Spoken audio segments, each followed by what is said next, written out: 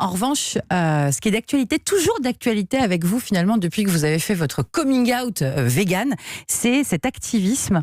Quand on vous suit sur les réseaux sociaux, on voit que vous en parlez énormément, que c'est très cher à votre cœur. C'est un engagement qui vous prend vachement de temps en plus.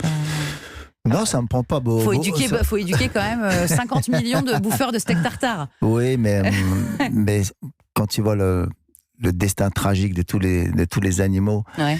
et surtout, c'est des animaux qui naissent dans la misère et ils vont mourir dans la misère. C'est-à-dire toute une vie de misère. C'est même pas la façon dont, c'est même pas de l'élevage.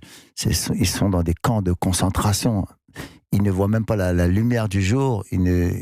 Sur leur peau, ils ne sentiront jamais même un vent d'air frais.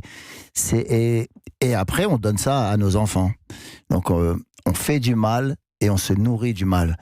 Et je pense que quand tu fais saigner un animal ou tu fais saigner un homme, c'est exactement la même chose. Dans les abattoirs, les cris stridents des bêtes qui se font égorger, c'est les mêmes que ceux des humains. Pour moi, c'est le même combat. Vous l'avez réalisé quand, ça, que finalement, c'était plus possible pour vous, moralement, de manger un steak ? Ça fait presque 4 ans. Ouais. Ça fait presque 4 ans. J'aurais aimé que ça vienne un peu avant, mais juste en regardant des vidéos d'abattoirs. Ouais. Et je pense que tout le monde, on est presque vegan, presque. La plupart des gens qui mangent de la viande, quand je leur dis viens, regarde les images d'abattoirs, ils ne veulent pas. Pourquoi ils ne veulent pas ? Parce qu'ils savent que c'est mal. Ils savent ce qu'ils vont voir.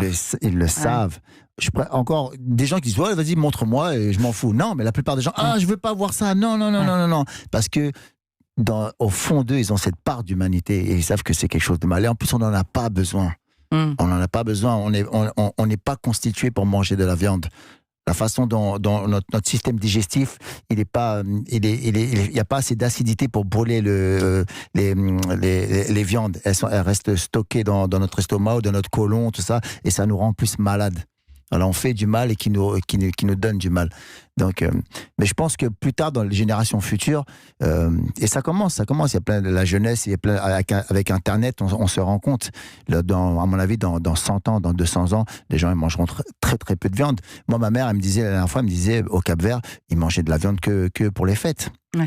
La viande, c'était un luxe, mais c'est l'industrie, le capitalisme qui force les gens à manger de la viande. Quand on va dans un hôpital, public, il y a écrit sur les murs manger sainement, manger de la viande, etc. C'est une blague. Mais quand tu vas dans un hôpital privé, ils te disent tout le contraire sur les murs, de manger moins de viande. Donc ça veut tout dire.